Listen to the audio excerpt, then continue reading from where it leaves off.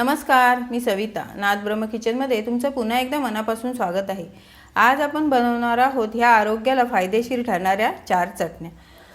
एका ठराविक काळानंतर काय होतं किंवा मोनोपॉज नंतर ना स्त्रियांच्या आरोग्याबाबत तक्रारी वाढतच जातात. थकवा येणे, हाडं दुखणे, शरीरातील विटामिन कॅल्शियमची कमी होणे, रक्तातील कोलेस्ट्रॉल वाढणे, रक्तातील साखर वाढणे, एक ना अनेक अशा भरपूर समस्या आपल्यासमोर उभ्या राहतात.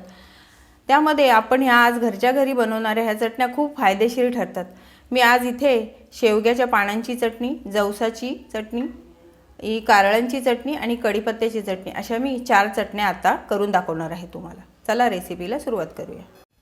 आपण आता इथे कारळाची चटणी करणार आहोत. त्यासाठी मी इथे 1 वाटी कारळं घेतलेले आहेत, अर्धी वाटी शेंगदाणे घेतलेले आहेत, अर्धी वाटी खोबरं घेतलेले, 1 छोटी वाटी तीळ घेतलेले आहेत, पाव वाटी लसूण घेतलेले.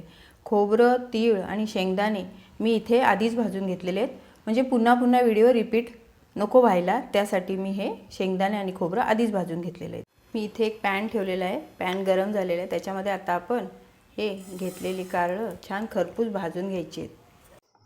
कारळं छान भाजून झाली, चटचट असा आवाज येतोय आता. तर त्याच्यामध्ये आपण हे भाजून घेतलेले शेंगदाणे घालायचे, हे भाजून घेतलेलं खोबरं घालायचे आणि तीळ घालायचे आणि हे छान पुन्हा एकदा सगळं छान एकजीव करून हलकंसं परत भाजून घेतलेली लसूण सुद्धा ह्याच्यामध्येच टाकून द्यायचे. हे छान थंड झालेलं आहे.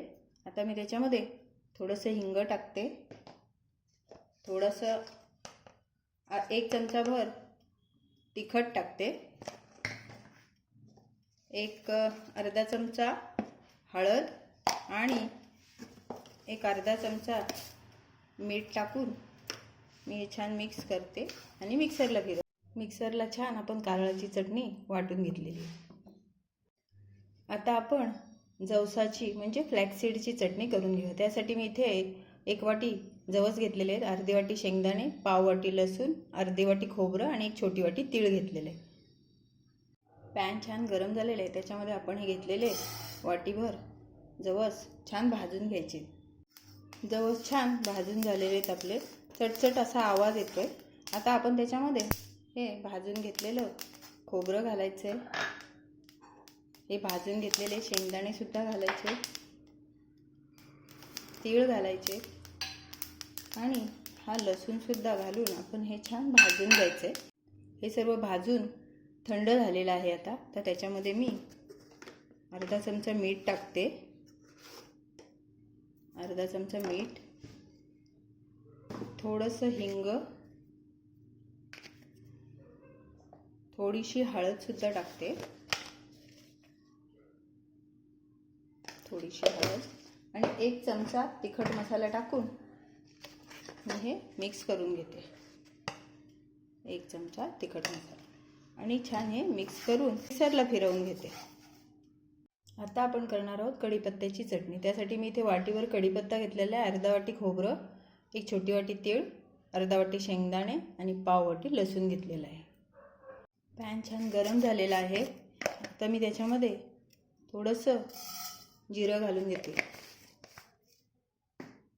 आणि मग आपण हा स्वच्छ केलेला, धुवून एकदम सुकवलेला कढीपत्ता ह्याच्यामध्ये टाकून तो छान भाजून घ्यायचा आहे आपल्याला एकदम.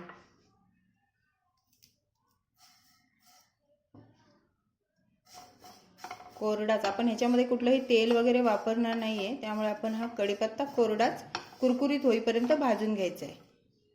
आपला कढीपत्ता छान कुरकुरीत झालेला आहे. हे बघा, असा छान कुरकुरीत झालेला आहे कढीपत्ता. आता आपण त्याच्यामध्ये घेतलेले आपण तीळ, शेंगदाणे, खोबरं आणि हे लसूण घालून थोडंसं परत भाजून घेऊया. लसूण घालून आपण छान भाजून घेऊ. हे भाजून छान थंड झालेलं आहे. आता त्याच्यामध्ये मी थोडंसं हिंग टाकते, 1 चमचा भर तिखट,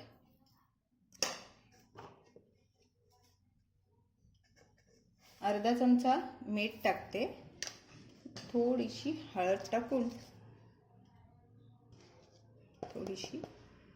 हे मी मिक्सरला फिरवून घेते.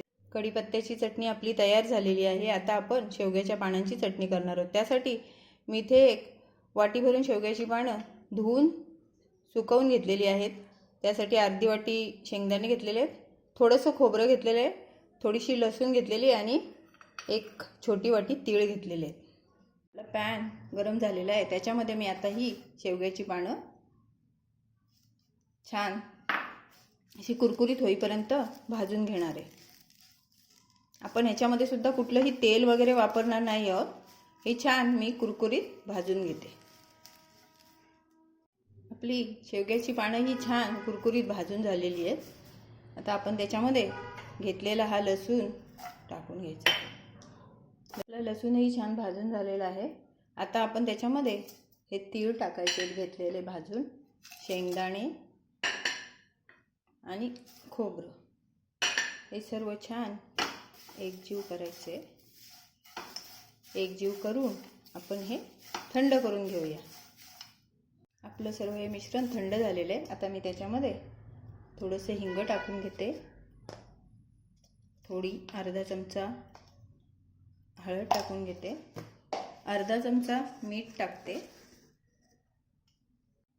अर्धा चमचा मीठ आणि एक अर्धा चमचा तिखट टाकलेले.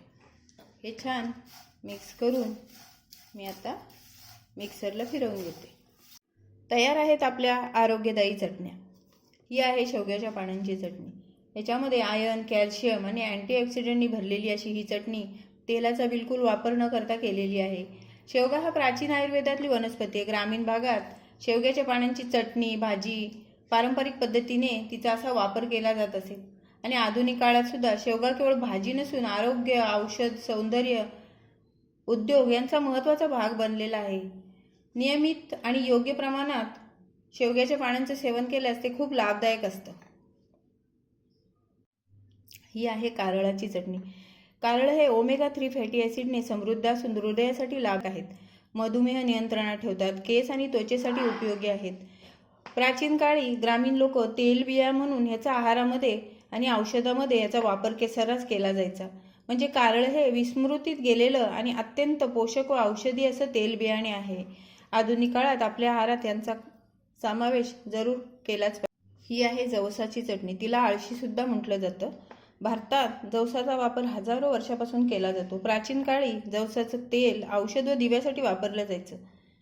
जवसाचा उल्लेख हा आयुर्वेदामध्ये सुद्धा आढळतो. भरपूर फायबर असल्यामुळे पोट भरल्यासारखे वाटते ह्याच्याने. त्यामुळे चरबी कमी करण्यास हे अत्यंत उपयोगी पडते.